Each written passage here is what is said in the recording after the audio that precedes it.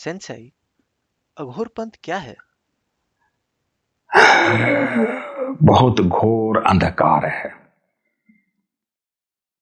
इसका अर्थ क्या हुआ? बहुत गहरा अंधकार है। अब अघोर हो गया। अघोर का अर्थ है जो घोर से पार है, वह अघोर पंथ है और उसका साधक अघोरी कहलाता है। अघोरी का अर्थ है कि सृष्टि में, अर्थात सृष्टि के इस भाग अर्थात पृथ्वी पर जो भी चीज उपलब्ध है, जो भी चीज व्याप्त है, जो भी चीज घनत्व में है, जो भी चीज घोर है, उससे वह पार है, वह अघोर है, अघोरी है, उसका साधक। और अघोरी को औघड़ भी कहते हैं। जैसे पूर्वी भारत के भाग में वहां उन्हें औघड़ करके भी कहते हैं संबोधन। इनकी शुरुआत ही होती है जहां इस शरीर यात्रा का अंत होता है। एक व्यक्ति, उसके अंदर आध्यात्मिक इच्छा जगी, वह मंदिरों के आगे, मस्जिदों के आगे, गुरुद्वारे, गिरजे घर के आगे सर झुकाने लगता है। वह जब अपनी जीवन यात्रा में चलते चलते अनेक अनुभव लेते लेते अंतिम समय इस शरीर यात्रा की, जब वह चिता पर लेटा होता है और जब उसका शरीर पूरा हो रहा होता है, भस्म होकर होने को तैयार होता है, अघोर वहां से जन्म लेता है, वहां से उसकी यात्रा प्रारंभ होती है। अर्थात जब संसार अपनी शरीर यात्रा में पूर्ण होता है, वह तो उसका स्टार्टिंग पॉइंट है। और श्मशान जो है इस पृथ्वी में सबसे पवित्र स्थान है। श्मशान से पवित्र स्थान तो कोई और है ही नहीं। इसलिए श्मशान भैरव का निवास है, भगवान शिव का निवास है। और जो अघोरी हैं वह तो शुरुआत ही वहां से करता है जहां संसार उसके लिए राख है। संसार की हर चीज उसके लिए राख है, वह अघोरी है। मैंने अघोरियों से थोड़ा संबंध निभाया है। बहुत प्यारे होते हैं वो। मुंह में जितने प्रकार की गालियां होती हैं, वो अगर बोल दें तो उसी से कान फट के आदमी मर जाए, क्योंकि उनके सामने और कोई चीज महत्व रखती ही नहीं है। वो स्पष्ट हैं, उनकी शुरुआत ही वहां से हो रही है।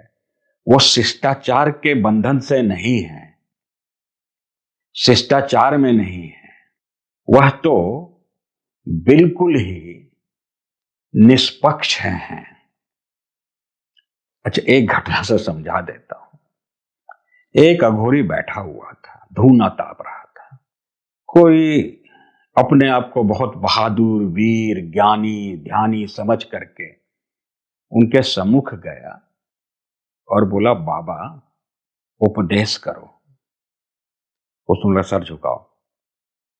वह इस चक्कर में था कि यह हमें छू करके कहीं पढ़ा होगा, किसी कथावाचक से सुना होगा कि अगर अघोरी का आशीर्वाद मिल जाए तो जीवन कल्याण हो जाए, या कुछ कहानी कथाएं सुन रखी होगी, शक्तिपात की सुन रखी होगी। उस अघोरी ने जलता हुआ चिमटा उठाया और खींच के उसके पीठ पे मारा।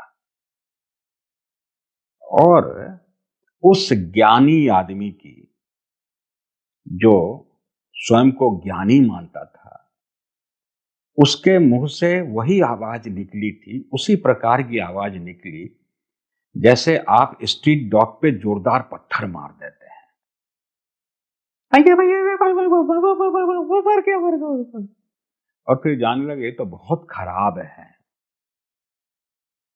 और ऐसे ही कई लोग निकल करके आते हैं और अलग अलग प्रकार के किंवदंती कहानी बना करके उनके बारे में इतना डरा देते हैं कि आदमी उस ओर देखे ही नहीं। अघोरी, जैसा मैंने पहले कहा, उनकी शुरुआत ही वहां से हो रही है जहां मानव जीवन की शरीर यात्रा पूरी हो रही है। वह तो शिवमय हो करके निरंजन का रूप चाहते हैं। गोरखनाथ जी की परंपरा में जब अखाड़ों में जिन सन्यासियों ने, जिन साधकों ने उस परंपरा, विधि विधान और नियमों का पालन करते हुए सन्यास दीक्षा ग्रहण की, वो नागा साधु के रूप में, नागाओं के रूप में जाने जाते हैं। और उनका एक धड़ा जो निरंतर श्मशान में ही रहता है, वह अघोरी कहलाता है। सेंसेई, अघोरी संत कौन सी साधना करते हैं? गोपनीय। मैंने अघोर पथ में साधना नहीं की है, इसलिए मुझे उसका अनुभव नहीं है। और जिस चीज का मुझे अनुभव ना हो उस पर बोलना मैं अपराध समझता हूं। जब जानू नहीं, जब अनुभव ना करूं, तो उस पे मैं कोई वक्तव्य कैसे दे दूं? अंदाजे से, पढ़ करके, किसी से सुनी सुनाई बातों में रमन करके? क्षमा करें, वो मेरा मार्ग नहीं है। जो अनुभव नहीं, उस पे अपने वक्तव्य नहीं। हां, मैं अघोरियों को जानता हूं। उनके लिए तत्व चिंतन ये सब कुछ नहीं है। वह तो सिर्फ लगे हुए हैं। कहां से? जहां से संसार के सांसारिक जीवन में शरीर यात्रा पूरी होती है। हो सकता है एक प्रश्न उठे, क्या वो पूर्ण है? क्या उनका पतन होता है? क्या वो गलत हो जाते हैं? क्या सही हो जाते हैं? एक चीज निश्चित जानो, हर मार्ग में अच्छे और बुरे जरूर मिलेंगे। यह प्रकृति का विधान है। ऊर्जा के संपादन में, ऊर्जा के निष्पादन में, ऊर्जा के एनर्जी के एग्जीक्यूशन में यह आवश्यक है कि प्लस और माइनस, पॉजिटिव और निगेटिव दोनों कार्य कर रहे होते हैं। इसके बगैर संतुलन नहीं बनता। और यह सिद्धांत जीवन के हर क्षेत्र में आपको नजर आएगा।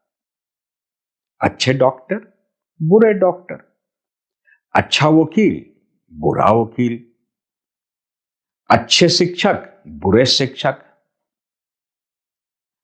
अच्छे गुरु, बुरे गुरु, गुरु घंटाल। हर जगह आपको यह चीज नजर आएगा। तो उसी रूप से अघोर पंथ में भी अच्छे अघोरी और बुरे अघोरी हो जाते हैं। जो भी साधना के क्रम में जिन किसी का भी थोड़ा सा भी संतुलन बिगड़ता है, वो पॉजिटिव की तरह निगेटिव की ओर प्रेरित हो जाते हैं। तो क्या वो इससे पार हो जाते हैं? नहीं, उन्हें भी दुष्परिणाम भुगतना पड़ता है। वो भी दंडित होते हैं।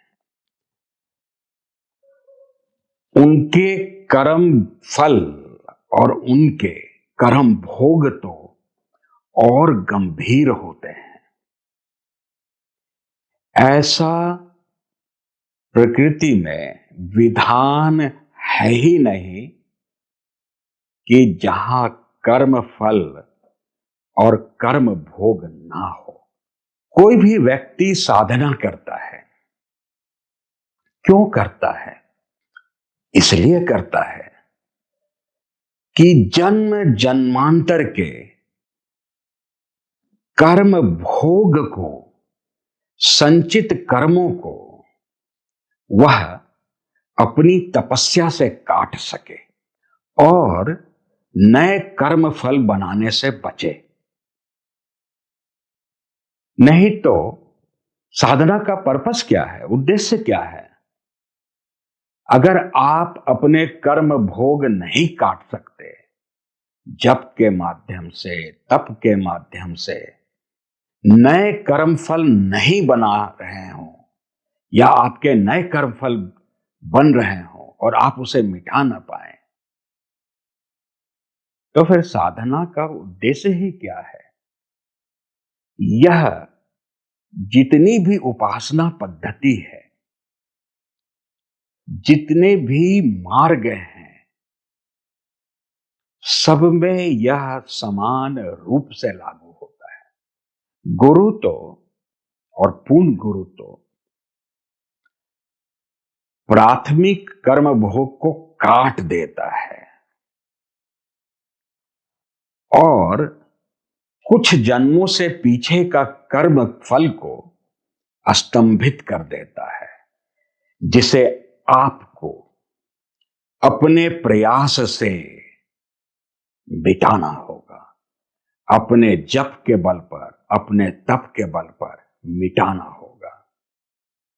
जब तक आप नो ड्यूज सर्टिफिकेट, NOC इस जगत से नहीं पाएंगे, तब तक आगे की यात्रा है ही नहीं। इसीलिए जो अघोर पंथ की मान्यता है कि सब चीज भस्म कर दिए फिर यहां प्रवेश किए, यह अघोर पंथ का वास्तविक स्वरूप है। और चूंकि वो उतने स्तर पर पहुंच जाते हैं तो उनमें अपार शक्ति, अपराशक्ति बहुत ही प्रबल हो जाती है। वे संकल्प सिद्ध हो चुके होते हैं शुरुआती दौर में ही। यह खेल बस इतना सा है, समझे?